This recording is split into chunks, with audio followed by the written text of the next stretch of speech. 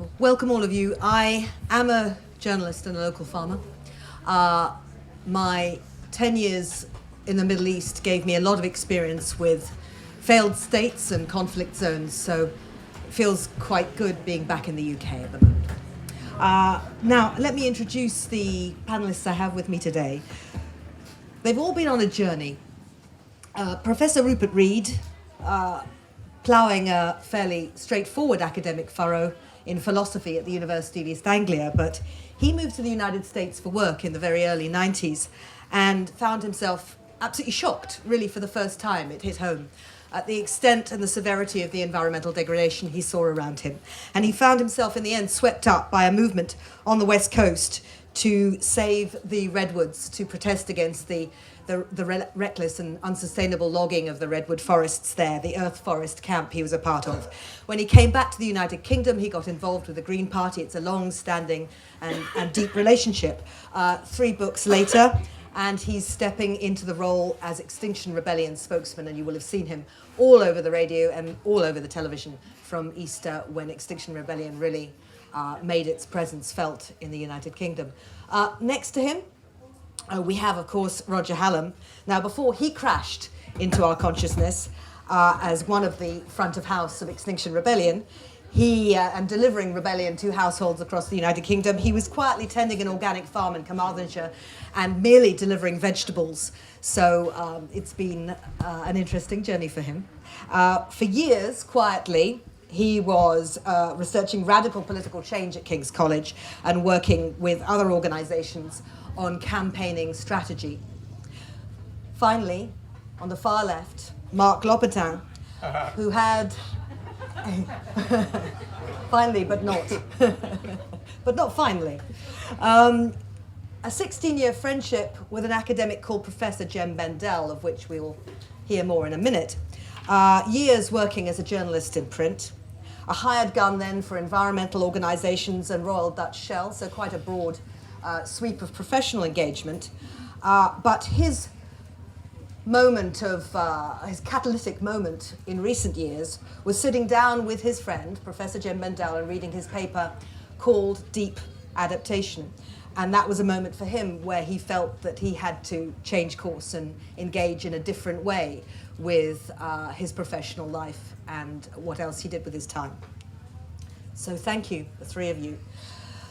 Professor Jem Bendell, let's explain a bit. In 2018, Professor Jem Bendell came out with a paper called Deep Adaptation, a paper that was almost immediately labelled as too depressing to read and summarised by people as probably pretty much, we're fucked, get used to it.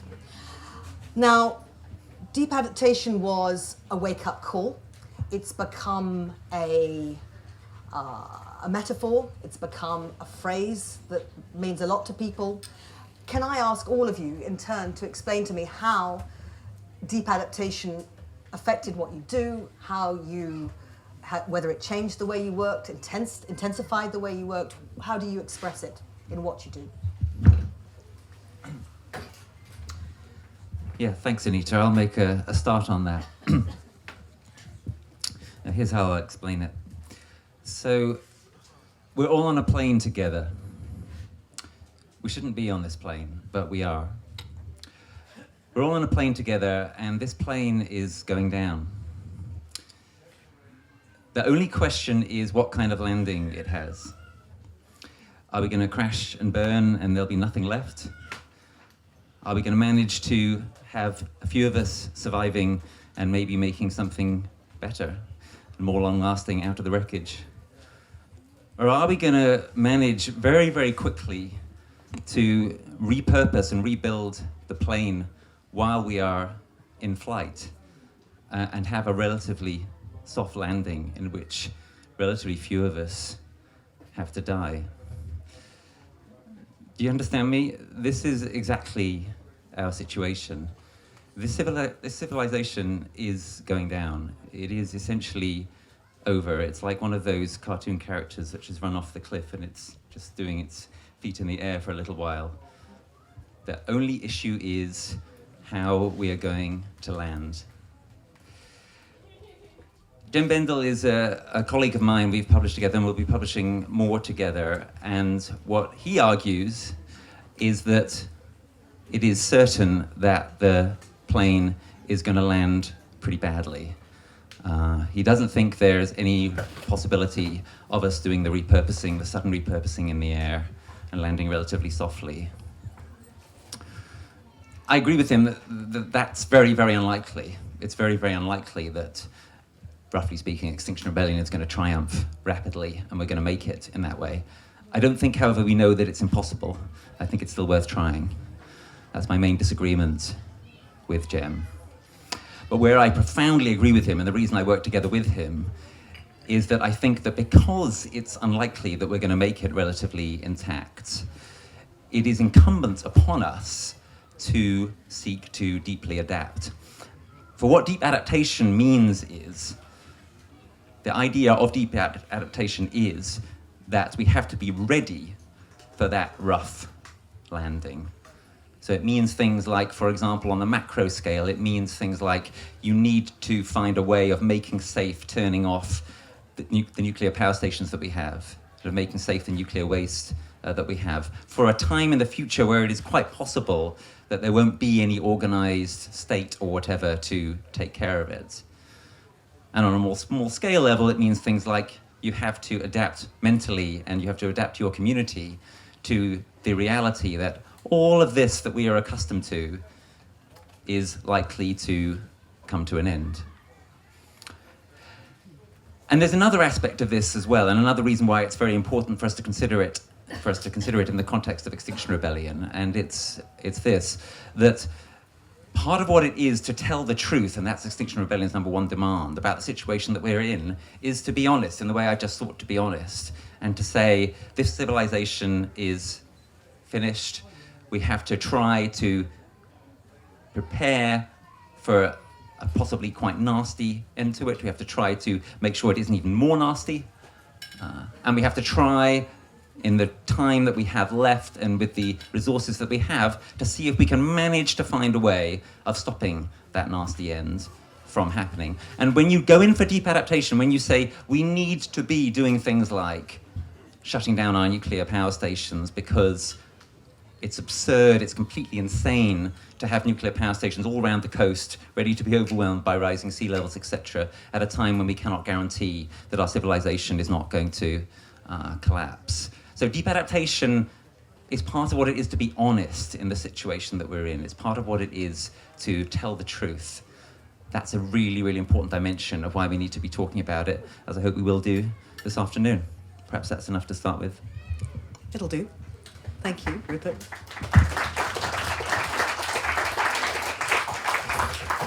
Well, Roger, geographically you're next in line, so why not? Hello. I'm not going to stand up because it's a bit hot. I read Jem Bendel's paper a little while ago. Found it quite invigorating and annoying at the same time. It was invigorating because I think it was one of the first few times, anyway, an academic in the system, as it were, who's been honest enough to describe in some blunt and understandable detail why we're fucked in a really serious way. And I have had the dubious honour of being at King's College, for instance, for 5 years. And it's one of the biggest secrets in academia that everyone knows this. But, dare I say, academics are quite cowardly. There's no other word for it. And they don't want to tell the truth, along with lots of other groups in society. So it's very invigorating to actually see a mainstream academic actually come out with what is obvious. If you look at the climate science with a fairly, clear mind, as you might say, for maybe 10 hours. I think that's as long as you need. So that was good. And I think it relates to Extinction Rebellion because Extinction Rebellion has come out of a similar sort of explosion of consciousness on the edge of society anyway, where a critical mass of people have decided that they don't want to be lied to anymore, and they don't want to lie to themselves anymore. And this has led to the honesty of Extinction Rebellion and its success in mobilizing 100,000 people in 9 months. So I think both are part of the same phenomenon, which is, to get a little bit intellectual, in complexity theory, if you have a system and you put pressure on that system, it holds together and it holds together, and then suddenly it cracks, it bifurcates. And what happens is most of the system goes into greater denial, as it were, into greater conventionality, and a small amount of it, of the system, or the people in it, go towards systematic change. They change you into another phase of being. So this applies to physical systems, natural systems, and human systems. So it's no surprise to me that this is what's happening around the world at the moment, is most of the system is burying its head in the sand, you know, like a lot of the people who are in this tent. And the people in this tent are the outliers who have decided that they want to know the truth and try and deal with it. So where I sort of get annoyed, as you might say, in a certain sense with Jem Bendel, is the conclusion he draws from that, which is that we just need to adapt. And Debate Justice Germany obviously does say that direct action is one of the options. But for me, in my value system, direct action is the only option for anyone with any civic responsibility. I can't ultimately sort of criticise people that want to do nothing, because, you know, we're only on this planet for 70, 80 years if you're lucky, so who am I to say? But I am quite happy to pin my beliefs to the mast, as it were, as a old-style Republican, as you might say, if you know your political theory, which is that when a society comes under threat, it's the duty and the obligation for citizens to rise up as a collective force and maximise the probability of survival and future prosperity. And that's what I do.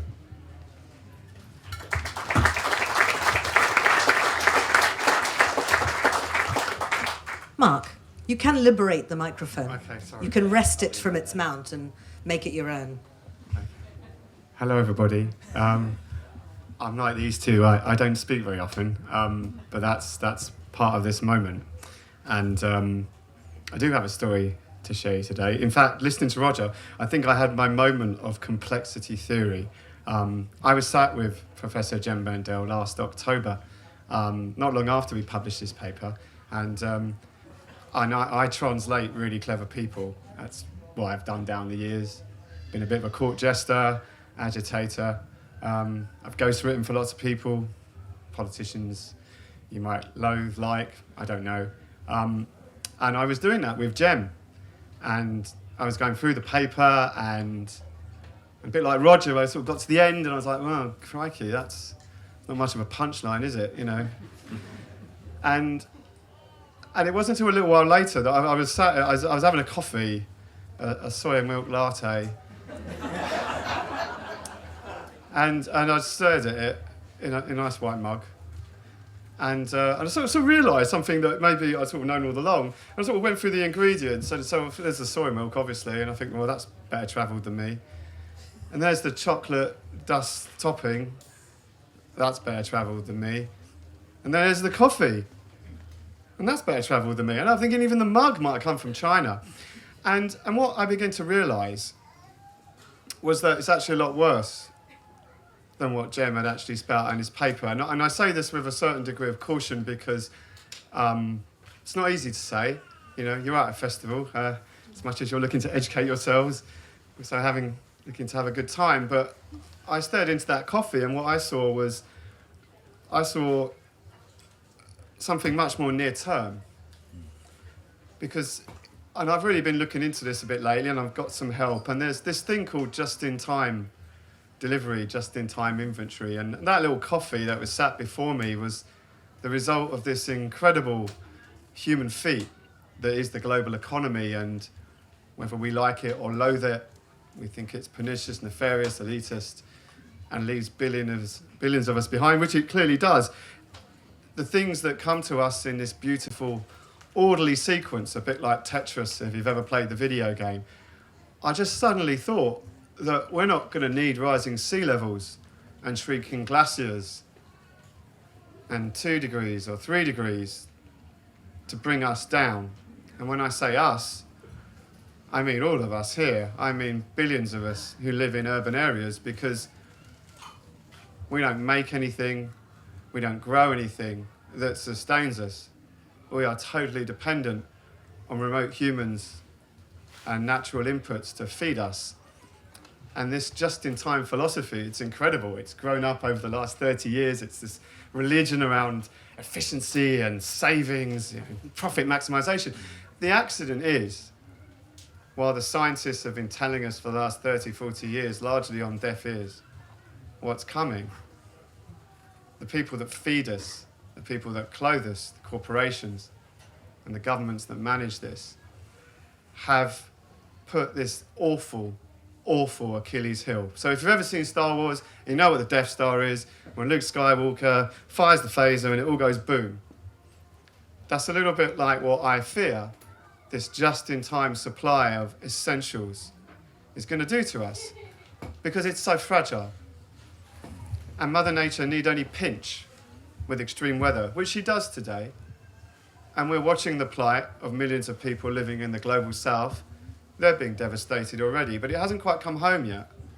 And I don't think this is the stuff of 10, 20, 30 years, which is how climate is often framed in the science and the modelling. I think this is coming really soon. And I worry that there is no resilience and that we're not prepared. And I know we have more time today to explore this, and there's thinking I want to share and initiatives that Extinction Rebellion are providing an invaluable space, and I'm very fortunate that through people like Roger and Gal Bradbrook and several others here that I've been able to open up a little bit of space around this vulnerability that doesn't get written about. It isn't in the modelling. Climate scientists don't really go around talking about just-in-time inventory. But the people that feed you, that's all they look at. They're deaf to the science. They're following their quarterly targets, their bonus targets at Tesco's and Cargill and logistics companies you've never heard of. But they're carrying your calories 24/7. And, I don't have a good news story for you today, but that was my awakening. I believe there are things that we can do, and I'm going to shut up now because we have more time to discuss those. That's...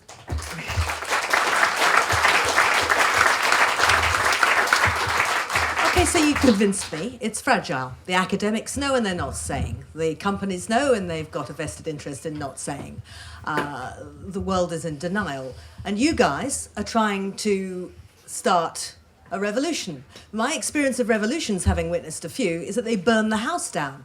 If it is so fragile and the lives of all of us are in such terrible imminent jeopardy, then aren't you endangering us more by creating the seismic waves that you are trying to do? Start of a 10. I don't mind who leaps in first. Look, before I address that directly, Anita, let me just underscore, just in case it hasn't fully landed for you or one or two others in the audience, just how bad the situation is and how in need of some kind of radical response it is. So here's a statistic that may be of interest to some of you. The greenhouse effect. How does it work? Right? You burn some petrol in your car engine, yeah? And that produces intense heat, yeah, that makes the engine work. And it also releases this carbon into the atmosphere. And that produces the greenhouse effect, yeah? The carbon stays in the atmosphere for decades. And each day it warms the earth up a little bit. It traps a little bit of extra heat. The statistic is what the ratio is between those two things. Take a moment to think to yourself what you think it is. Do you think that it's about the same amount of heat that additionally gets trapped in the atmosphere as the heat that was released from burning the fuel? Do you think it's 10 times as much that gets trapped in the atmosphere? How bad is the greenhouse effect? Let me tell you the answer. 60,000 times. Right? That's why we're fucked.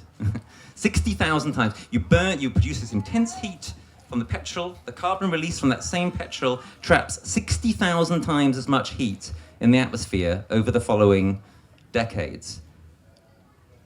Fossil fuels are weapons of mass self-destruction. The government is planning on us achieving carbon net zero by 2050.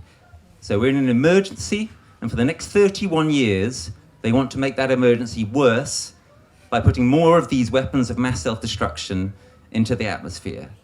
So unless we do something extraordinary, that plane is going to crash, and very few people, if any, are going to survive. So what Extinction Rebellion are seeking to do is to say, okay, how do we do something about this? As Roger was saying, and as I was saying, and this is also what Marc has in mind, as he'll tell you in a different way, we think that telling the truth about this is the absolute starting point without which we can't get anywhere. And we are going to carry on telling the truth, and we are going to be rigorously non-violent whatever happens. And part of the hope, and this is coming to your question, right? Part of the hope is that if you tell the truth and if people can trust you, and if you're rigorously non-violent, as we have been absolutely so far over the past year, then hopefully we can avoid some of the pitfalls of the previous revolutions that you were worried about. Marc, Roger?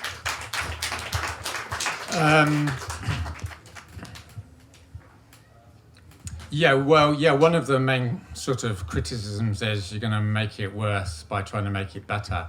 So that's correct. That's all I can say on that one. Except that if you don't do anything, it's almost certainly going to be worse. So this is when the penny drops, sort of for people in Extinction Rebellion, and also historically, is when you realise you're going to get hurt anyway, so you might as well put yourself in harm's way, and society's going to get hurt anyway, so you might as well risk that society will get a lot worse in order to get it a lot better. And historically, that's the tipping point for people that go into rebellion, is when they make that realisation that it's not like go and get arrested or keep my career. It's I'm going to lose my career anyway, so I might as well go and get arrested.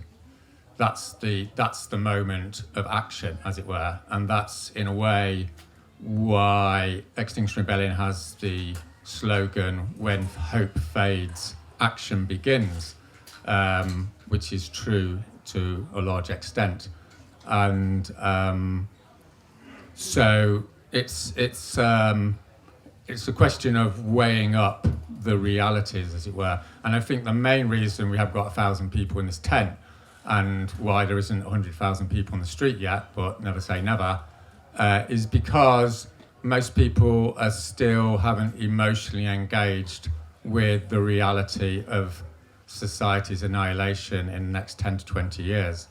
And it's totally understandable.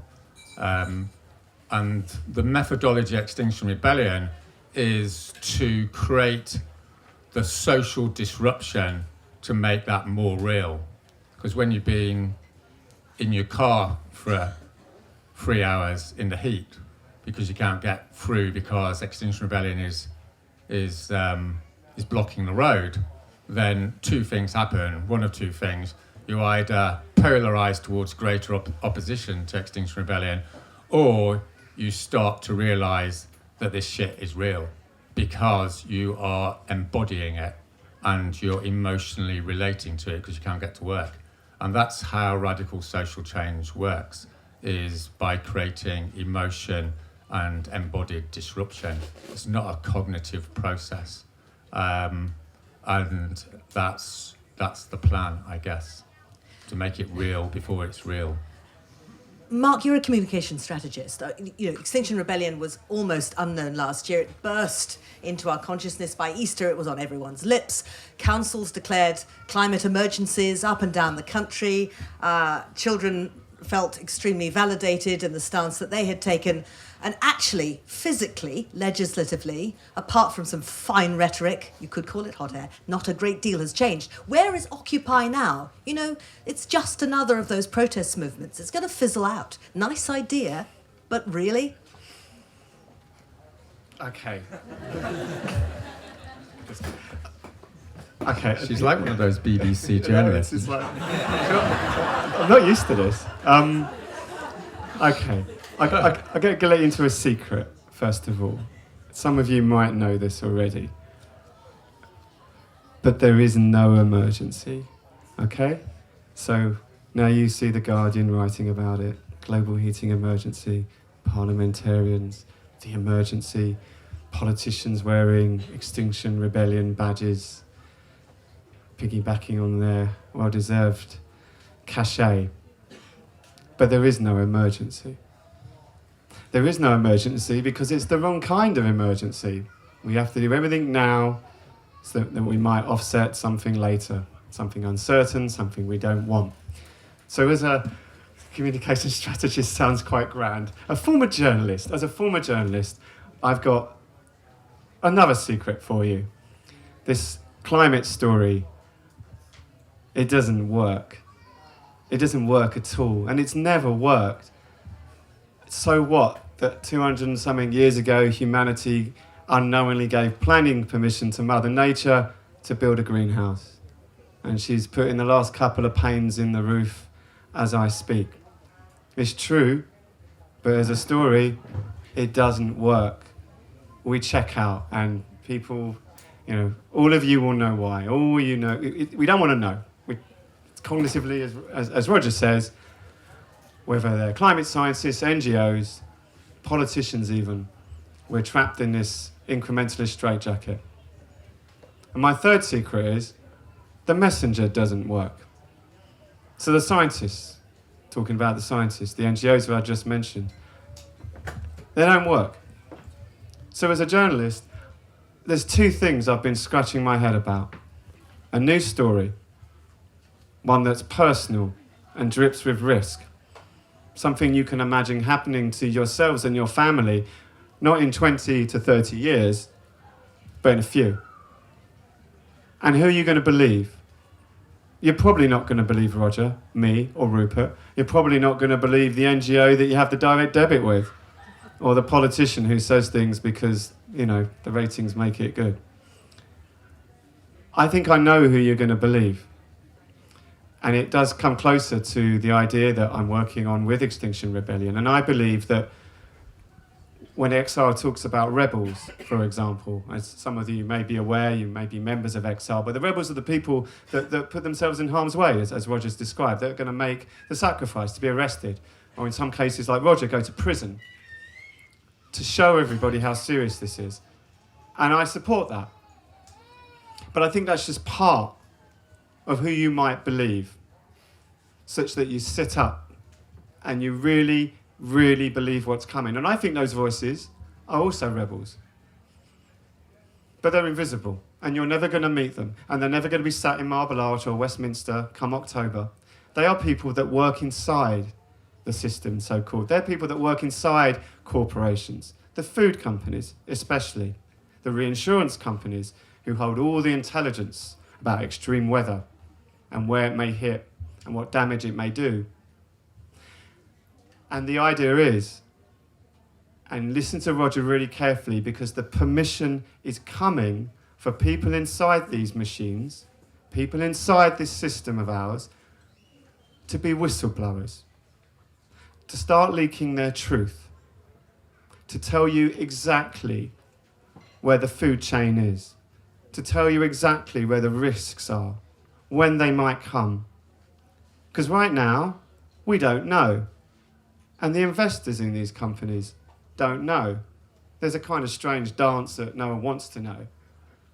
But if I have any hope around accelerating consciousness and bringing people to a point of action, which Roger is describing, it's because the system tells its own truth.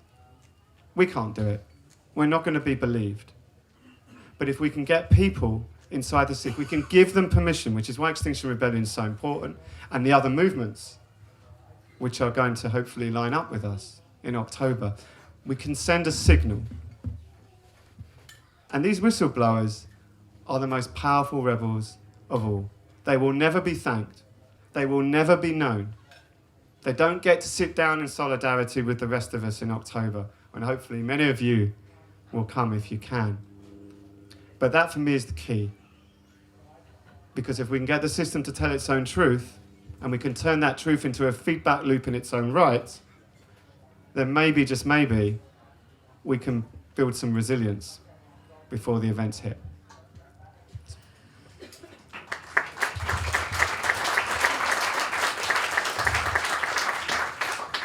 I'm letting you guys make speeches because you're saying some interesting things. Just saying, you know. I was one of those BBC journalists. That's the problem. Now look, if I can pick you up on your Star Wars analogy, Marc, because it's useful. The Empire strikes back, man. You're going to have a backlash. There's going to be not just a carefully placed political backlash. We saw the policy exchange report come out on you from the think tank, the right-wing think tank, that we then find out is funded by, partly funded by energy interests, but they called you extremists. It's a label that sticks. From that comes legislation that makes it harder and harder for you to do your work. You know what happens when you get labelled a terrorist, then a whole bunch of things click into place. There's going to be anarchists and troublemakers who show up in your movement who may actually not be lovely, genuine, high-minded anarchists at all, but have been put there because someone wants trouble to be made. You know the fight is going to get dirty. Are you ready? Are you ready for this? Do you have a strategy for this? Because this is what's coming. This is the pattern. This is what happens with uprisings from the Middle East right through to here. Okay, I'm going to answer this in half, and then going to hand over to Roger, because I don't organise rebellion. I'm not part of actions, and Roger is the brains behind the theory of change. But there's something really important in your question, Anita, and there's something really beautiful in XR that I think I can respond to. Is that what XR did to me? Look, mea culpa, right? I didn't get arrested, right? I haven't been arrested, and I wandered around Rebellion in April, a bit of a sourpuss. What's the point? You know, here I sat on the bridge. These people aren't like me. I'm not really triggered when someone gets arrested. Oh, what's the point? What's the point? And then, the pennies started dropping so much that I needed a bloody helmet by the end of that 10 days. Because the answer to your question, Anita, is in the first demand. It is tell the truth.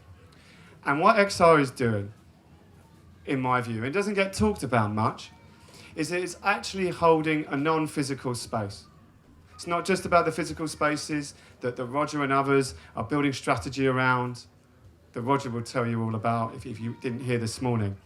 For me and many others, there's a non-physical space which you can't regulate, which you cannot shut down, which you cannot take back. And that, for me, is because the truth cannot be owned. And if you can create a space and you give permission for people around the world to do a very courageous thing and disclose. They can disclose to a journalist, they can go to the OCIJ, they could go to WikiLeaks. We will be setting up a gateway of our own. It's going to be called truthteller.life. It's going to be with us in a couple of weeks. But this, for me, is where my optimism is. Because no government, no corporation can put a stop to that. And it's because XR can open that space. And people like myself can find a tiny part of that to work with, that I believe, Anita, this is impossible to stop. It's impossible. But with regards to the physical side of this and the shape of rebellion, that's for this fella. And Roger, martyrdom's all very well, but WikiLeaks founder Julian Assange is in Belmarsh and we don't hear anything from him now, and that's what happens when the system decides to shut you down. Yeah, okay, so this is like a boring BBC question, in my view, which is to like ask a question that has a sort of message behind it, which is there's no point doing anything. And that's what the media is obviously, that's what it's designed to do, to depress us and keep us in our place. What I'm interested in, and I think what Extinction Rebellion in its original design is interested in, is getting beyond the rhetoric and the depression and all the exuberance and actually look at the facts, look at the research, look at the historical evidence in the whole. Don't cherry pick. Anyone can cherry pick and choose something that's really depressing or really amazing. They don't count. What you need to do is do a whole system analysis. Look at the whole system and see what works, and then design a maximal strategy that maximizes the probability to win. So there's no sort of certainty here. Civil disobedience in the 20th century worked 54% of the time, according to Erica Chenuis research. Not a great stat, right?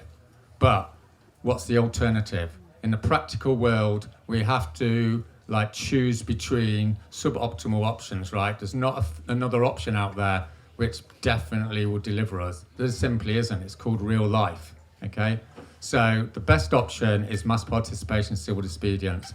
And if you want to maximize the probability that it'll work, then you have to have non-violent discipline and you have to train people in why that's important. People don't naturally get it, which is what Extinction Rebellion is set up to do.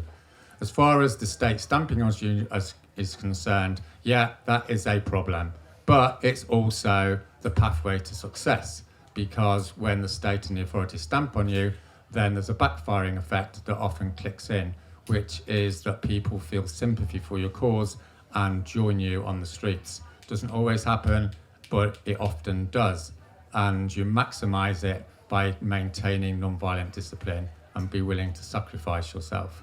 So that's the theory of change. It's very challenging for our culture, which is very cynical. It's very challenging for people on the left that love to hate people and want to be moralistic. But that's what we're doing. And so far we've mobilized 100,000 people. So it's in the ballpark of being a winning strategy. That's the plan. We are going to take questions from the floor. I know you've got many. Rupert, you had another point you wanted to make before we open this discussion up. I think the theme which is coming through from what all three of us are saying again and again is it's about telling the truth, not shying away from facing this terrible reality that the reason why we need to start deeply adapting is because on any objective assessment of the situation, the likelihood is that this civilization is going to collapse and stuff like that. And it's the same with the media. And here, although I agreed with everything that Marc said a couple of minutes ago, I disagree with something he said earlier, which is that we can't be the vehicle. I think we are a crucial part of the vehicle. I think that one of the reasons why Extinction Rebellion is doing so well is that a hell of a lot of people out there trust us. They trust us to tell these absolutely blunt truths. And that's one of the reasons why we're getting a lot of traction against the media, which often continues to be quite hostile. So when I went on Radio 4, for example, to defend Extinction Rebellion and defend Roger from the accusations made by Policy Exchange, I took that line absolutely resolutely, and I got John Humphreys on the back foot by asking him questions and saying, why aren't you asking who's funding Policy Exchange? Why don't you do your job? Why don't you, the media, do your job of finding out the truth?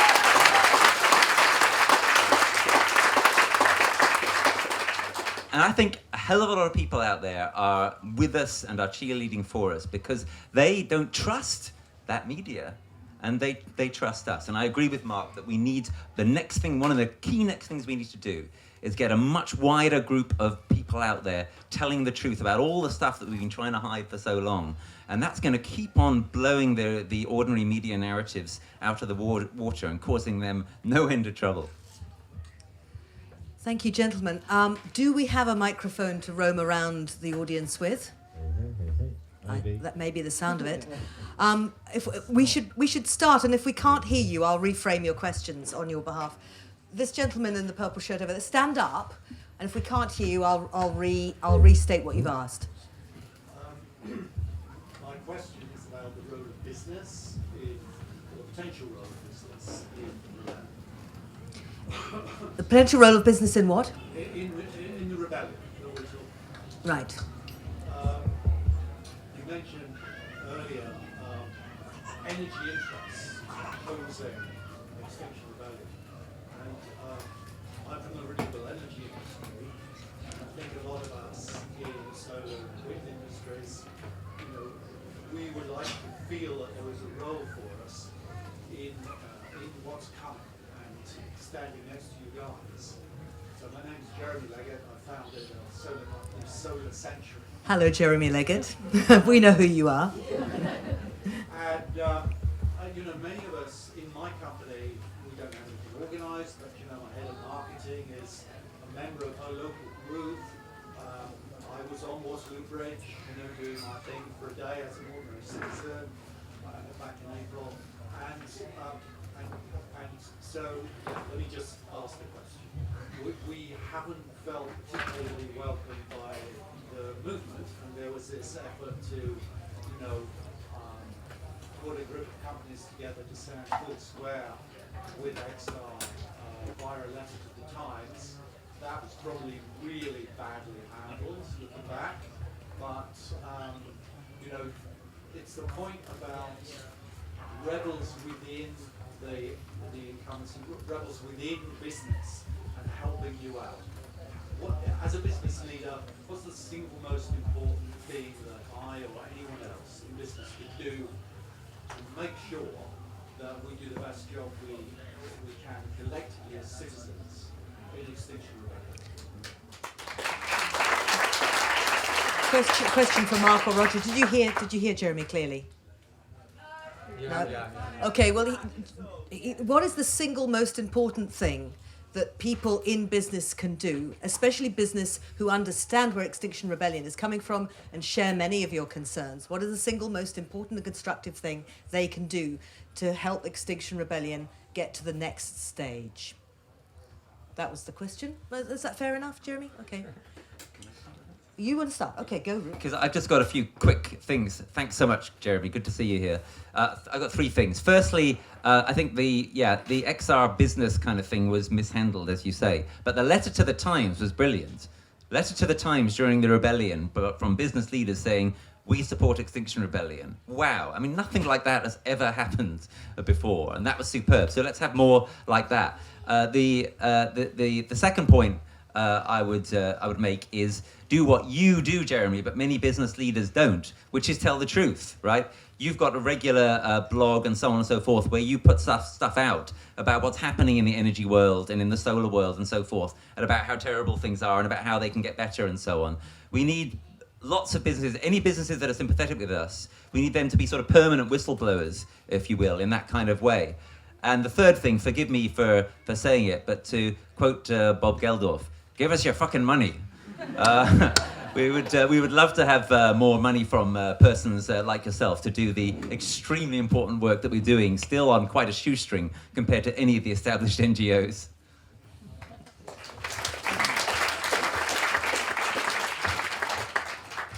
Marc, I mean, he's not quite the insider in business that you need because he's already on side, but presumably he might have friends who aren't yet. Jeremy, we don't know each other. Hello. I'm interested in your Rolodex. I want to know who you know, and I want to know who the people you know, because we need lots of help in getting under the skin of target sectors of the global economy. Energy is one of them. You obviously know a huge amount about it. It's not good enough that we treat the fossil companies as villains in activists and campaigning circles. We really have to understand where the bottlenecks are, where the risk to supply will come from. And if you know people that can explain that to some of us, and if you know people that would turn around to the industry as respected figures in their own right and say, you know what, it's okay, you can disclose, you can do it safely, you can do it anonymously. Because, to go back to Rupert, no one's going to listen to me to make that plea. I don't think loads of people are going to listen to XR, quite frankly, although we will make that plea. but coming from someone like yourself, whistleblowers will view you differently. They'll view you with a respect, a safety, and you have a power there. So if I ask you to do anything, it's to maybe dwell on that.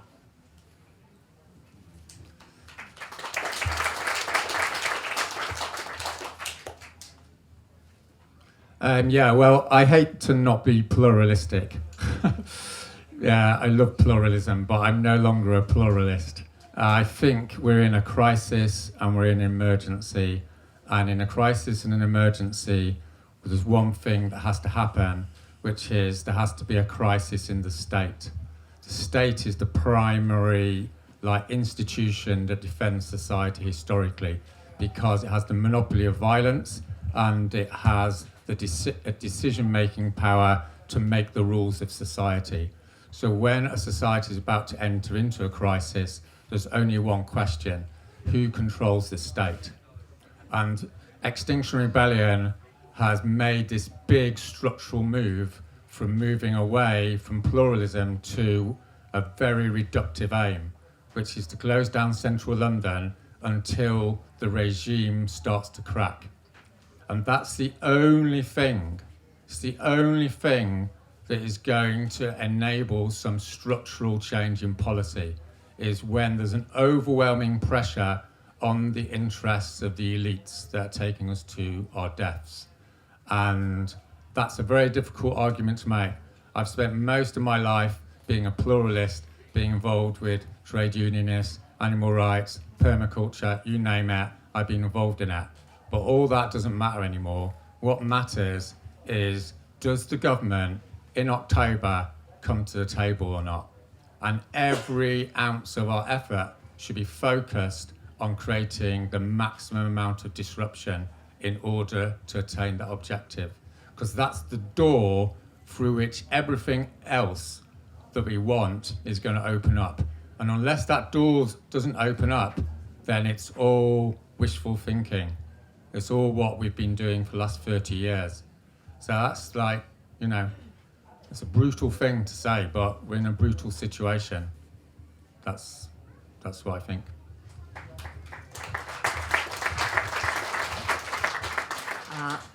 I'll take your question in the front there. Are you there? Hello, my question's for you, but really for anyone.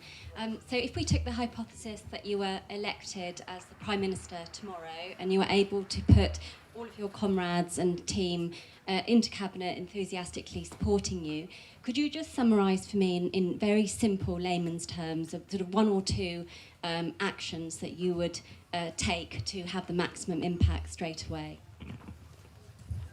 I had a question very similar to that on my list too. Okay, yeah, so let me have a quick go at that. And really the answer is implicit in the Extinction Rebellion 3 demands. So the demands are, number 1, tell the truth. Number 2, Britain carbon net zero by 2025, not 2050. And also halting biodiversity loss by 2025. And the third demand is... Yeah. Getting there. Third demand is we want citizens' assemblies to decide how to get us from here to there. So in other words, we're very different from, for example, a political party, which will lay out a full manifesto and say, well, here's what all the things we're going to do.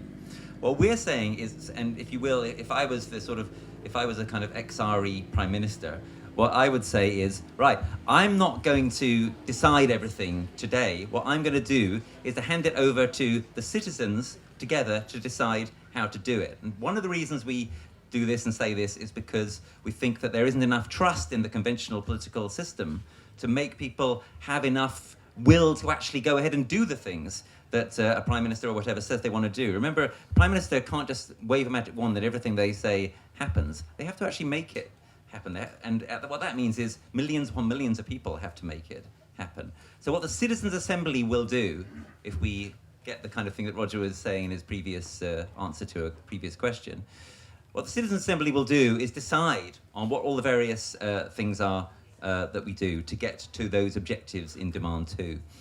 Having said that, I'll say one more thing, which is that it's pretty obvious what some of those things would be. And in particular, it's obvious that if you're going to achieve carbon net zero by 2025 and halt biodiversity loss by 2025, then there's lots of things that you simply cannot do. So I'll start with some of the really obvious ones. You simply cannot carry on expanding airports, right? And in fact, you're going to have to put that process quickly into reverse.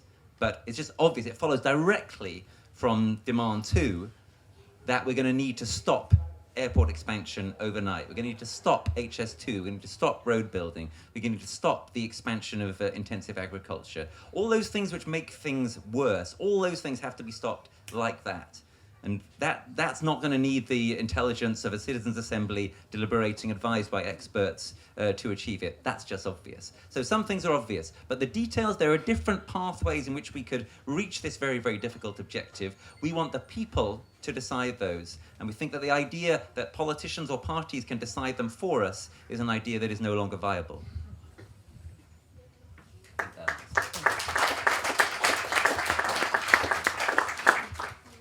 Roger, do you, or Mark, do you want to add to that at all? Well, just to say that, like... What a deeply adapted society looks like. Well, I wanted to Rupert's say... talked a lot about process, not about outcomes. What you wanted to say? Yeah, I'm going to say what I wanted. Yeah, you say what you wanted to say. I'm getting more confident in my old age, I know. Yeah, forget the question.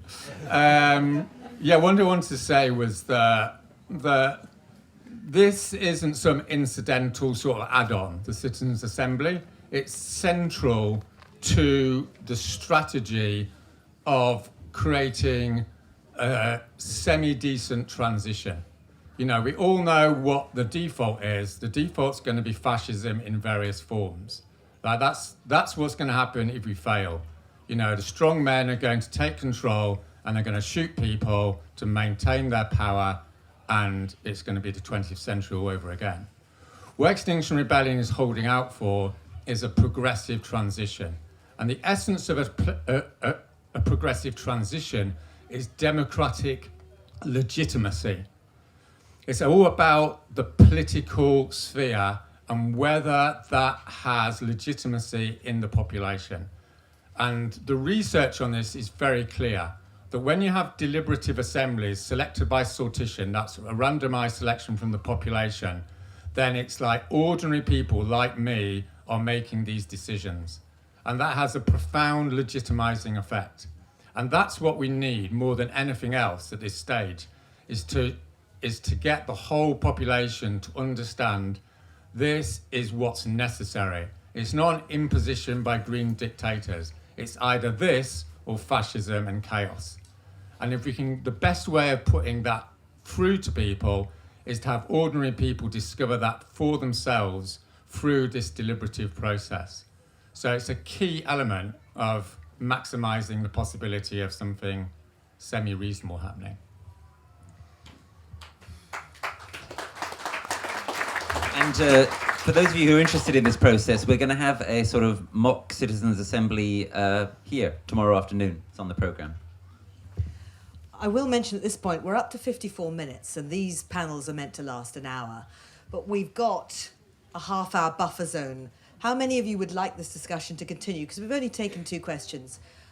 Do we feel, have you got the I only saw one person nodding off in the front row. You're awake now. That's good. That's good. Well done. So shall we push on? Shall we push on? This okay. So let me take a question from the back.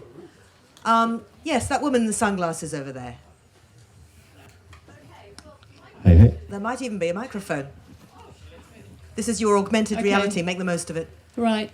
Okay, my question is that it's a really interesting dilemma for me, because Extinction Rebellion, when you're kind of talking about the world's fucked, there's a kind of feeling like you could go 2 ways. One is, well, the world's fucked, so I might as well party.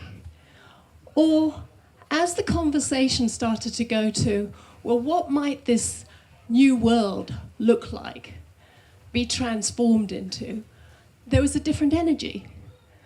And I think that sometimes when the energy is really negative, then the response can be just, you begin to fade out. It's like, can't do anything about it. And it's really important to empower people. And I'm not sure that the words extinction do that. let me make a start on that, and I'm sure colleagues got stuff to add to that. Look, that's your response, and maybe that's the response of some other people. I think the evidence on the ground is that we're kind of doing quite well, right?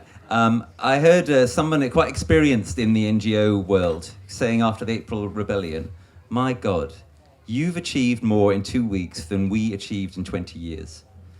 And I think what we've done, and one of the things we've done, is we've proved that the idea that, if you tell a negative story and if you talk about doom and whatever, then you're just going to turn people off. We've proved that's wrong, right? Many, many people have been motivated as they've never been motivated before by the idea that actually here finally are some people willing to say, you know what? We're sending other species extinct at the rate of 1 every 10 minutes. That's 5 already during this talk, and we might send ourselves extinct. And Christ, this is totally unacceptable. I'm going to rebel against this. The evidence suggests it's working, and that all those who said it can't be done, you have to tell a positive story, you have to talk about progress, you have to make people feel good, they're wrong. But look, where you're totally right is it's not enough to just do the doom, and that's where some of us have some concerns about some of Jem Bendel's messaging or framing.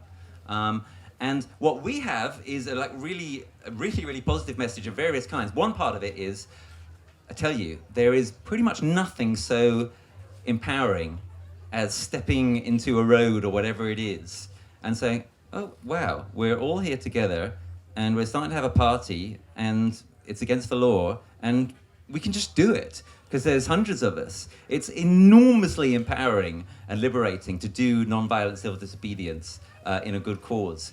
And then there's the question of, as you were also getting at, how we're trying to create a better society. And the first thing to say about that, I think, is that any of you who are in London in April will have experienced a little tiny bit of that society in real life. You know, if you were on Waterloo Bridge, if you were at Oxford Circus, it felt like here is the new society starting to be made. And the second thing is that, of course, what we're trying to do, and we've been starting to talk about this, is talk about how that can be done on a macro scale as well. But just to go back to where I started, I think we always have to have both sides of it. There has to be the beautiful, positive vision that we're trying to create. And there has to be the threat and the grief and so on and so forth. Because in the final analysis, most of us are doing this for our children or our nephews and nieces or for the next generation in general. Because what they're doing, what the climate school strikers are doing, is they're begging for their lives. Yeah? They're begging for their lives to have they're begging for the right to have a life at all. Yeah? And we have to look that horror in the eye and then flip it around into something beautiful and positive. I think we have to have both.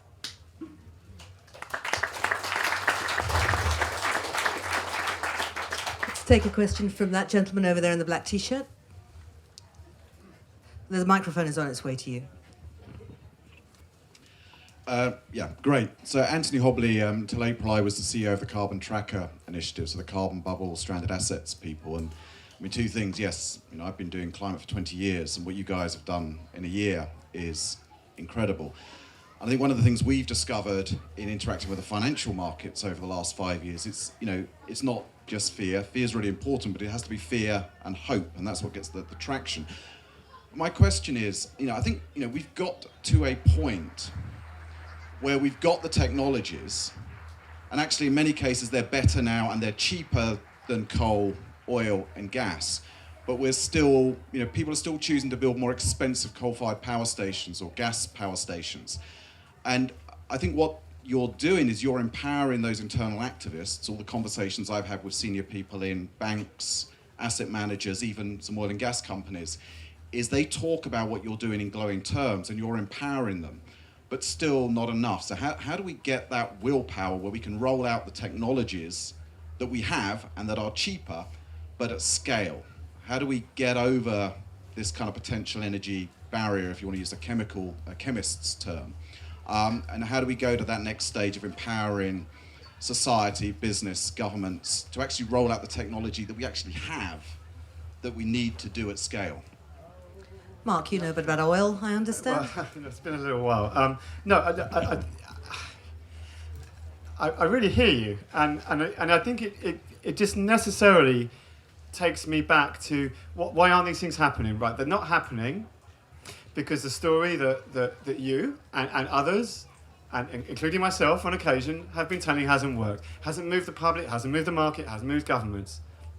So there is all this endeavour. This is the tragedy in all this for me, and you make a really good point that there is so much innovation that's going on around technology, about community innovation, which Jem Bendell talks a little bit about in his deep adaptation, framing, about the key questions we need to ask ourselves. There is huge amount of work going on around inner work. When one thinks about the denialism and the awakening that actually responding to this moment entails. I mean, think for a moment. I will bridge back to what you've asked, but in this country, we're asking 60 million people to gently put down their way of life. That's you and 59.99 million others. Okay, globally, it's 7.6 billion. Okay, and maybe 1 billion of them live like us. I don't know the actual numbers, but there's going to be several billion people who we're going to ask to gently put down the aspiration to be just like us. But that's not going to happen unless we have a story that sticks. And the people that can help tell that story are in those companies, are frustrated activists working on solutions and innovations that the board or the boss of their department doesn't take seriously because the rate of return's not right, it doesn't meet the investment criteria, so they have to squirrel away and be frustrated.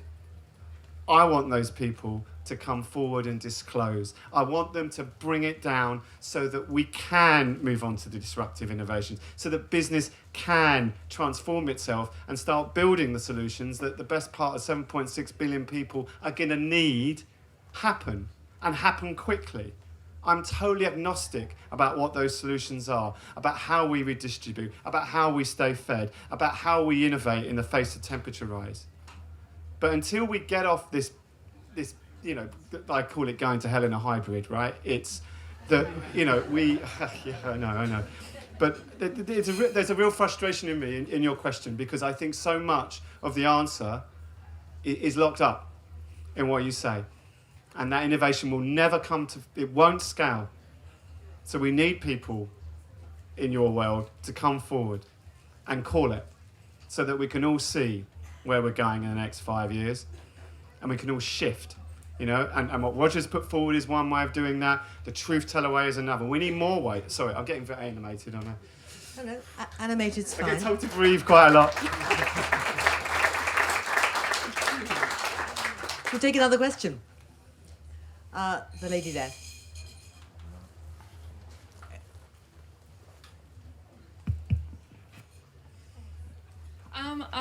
I think I know some views on... obviously, we're asking the government to tell the truth. So we're still recognising that there is a role of formal politics in a way, other than, eventual societal collapse. I guess this is directed at you, Rupert.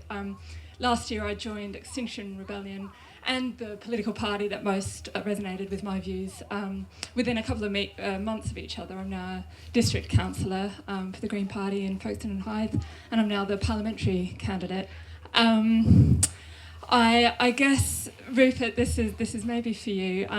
Do you still maintain hope that formal politics is a valid thread? I mean, for me, XR, the messaging has really informed what I've done so far. At council, we did our climate emergency last month. I was on BBC Radio Kent yesterday morning talking about the select committee report about people giving up their cars, and I did an interview. It was really successful, sort of talking about quite radical adjustments people need to make in their lives, and this is perhaps related to giving up our sense of normal. And so for me, I'm quite new to the climate movement, but it's all happening at once, and all the languages feeding into each other, formal and like top down, bottom up. Do you maintain hope that that's a valid path? Absolutely, I maintain hope that it's a valid path. However, do I maintain hope that it's going to be enough? No. So that's where I stand. Like you, I'm in the Green Party, and I stood in the European elections recently. Extinction Rebellion is beyond politics, beyond party politics. What we're trying to do in Extinction Rebellion is to make what seems politically impossible possible, and to shift the entire Overton window, as they call it, to boot it from one place to a completely different place, yeah? To a gigantic consciousness shift, which is going to mean that it's impossible for political business as usual to continue.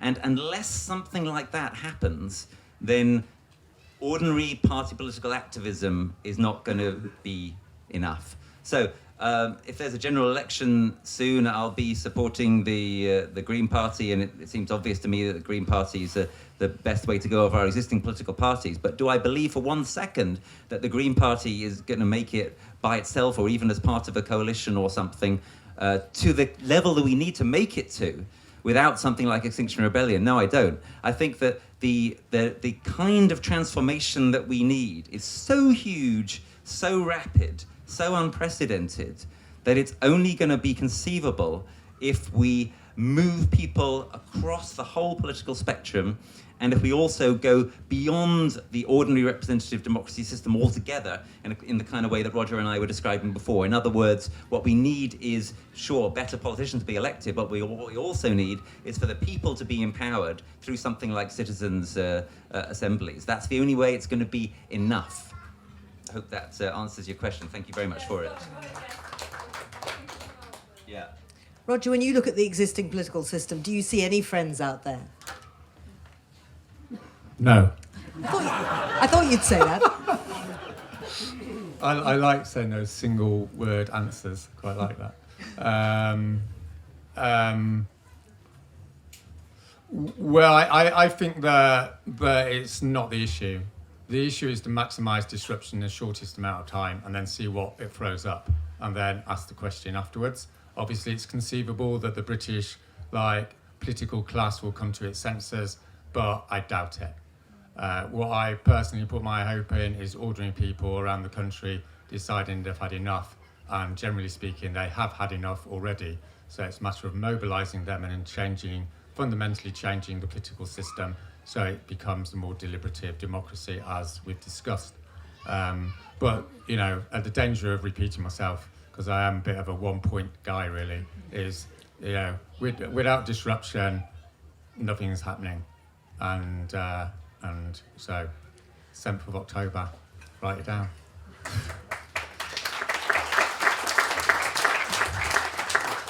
I'm going to take one more question and then we're going to wrap, because I sense we've reached peak excitement. This gentleman here with the glasses. Thanks very much. My name's Mike, and we did a thing called techforuk.com. We're fighting Brexit with tech, and we're entrepreneurs and venture capitalists and evil business people. But so I hate to be the person in the room, and I really apologise to everyone. Everyone's going to go, "Oh God, he's asked that." But what comes first? Is it going to be easier to do what you want to achieve outside the EU, or in it? And what comes? Obviously, I appreciate your mission is to do exactly what you've said on stage over and over again. But is it going to be? Not. I mean, I'm absolutely fascinated, and I'm a supporter. But is it going to be easier if we're in the EU, or is it going to be easier out? And what's your view on that subject? Sorry. Can I give a short non-answer? Yeah, I was just going to say thanks for bringing Brexit back. We'd forgotten about Brexit for 5 minutes, and... I reckon one of the reasons why we did so well in April was everyone was so bloody relieved that finally they could talk about something else. So my short non-answer, there's loads to say about your fascinating question, but we don't have time. We literally don't have time. George Monbiot put it very well. He said, the Brexit issue, it's really important. And this issue, the climate and extinction issue, it's approximately 1,000 times more important. So let's spend 1,000 more times talking about it. Spend 1,000 times as much time talking about it. That seems to me about right. Roger, you've got a 1,000-yard stare. Well, I want to say something else. Can I say something else? I don't think I have a choice anymore. We're yeah. wrapping up That's this what we do, discussion. we disrupt, Let's Anita. indeed, once started, impossible to stop the Well, I just want to return to the Jem Bendel theme about this total crisis and how we're going to respond to it. And obviously we've been saying, disruption and all the rest of it. But I think there's another sort of fundamental piece, which I think Jem Bendel does sort of draw on a little bit, which is we're going to have to change the way we look upon life and death. And our culture is very unusual. It's a total outlier because it's very utilitarian, it's very superficial, it's very egotistical, it's consumerist, it's individualistic. I'm not necessarily saying for the sake of argument that's bad, but it's completely inappropriate when you're dealing with an existential crisis. And we need to rediscover our traditions of what it means to have a sense of public duty, what it is to have a sense of who you are over and above an individual consumer, an individual career person, and all the rest of it.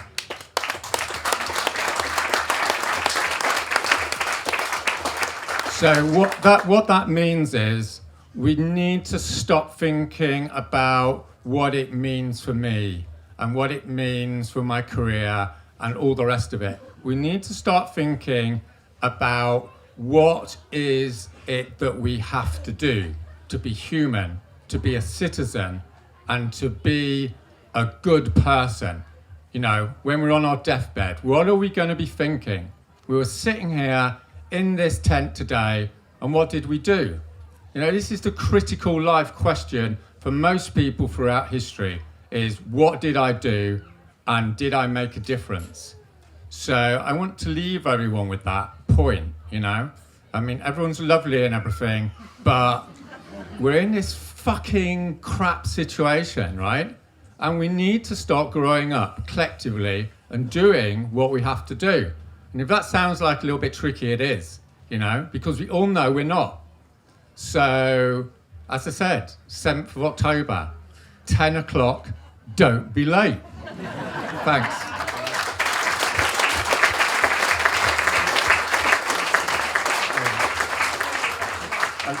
Follow that, Marc. I'll have a go. I'm gonna try and make it a bit easier.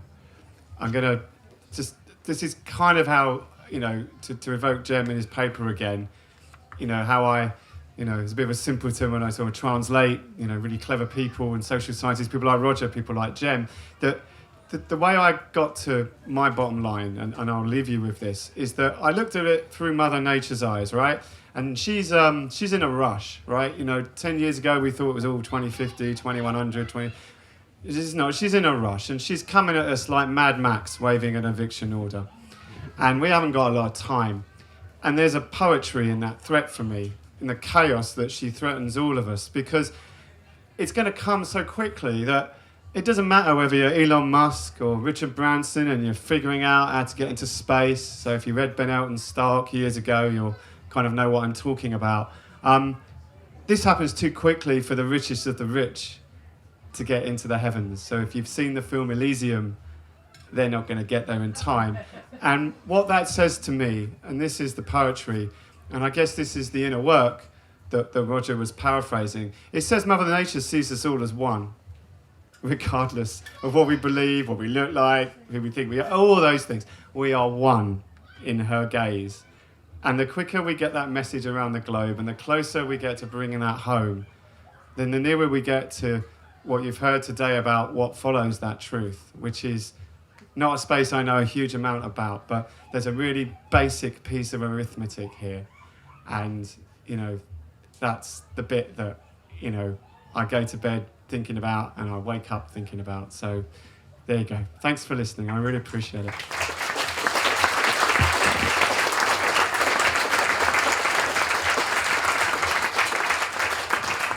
Rupert, I think you briefly get the last word again. Just this. The truth has force. If anything has landed with you this afternoon, then, as Roger and Marc in their different ways have said, please make sure you draw the requisite consequences. And at minimum, I hope that means that pretty much everyone who's still here after this fascinating hour and a quarter will also be on the streets in London, standing side by side with us on October the 7th from 10 a.m.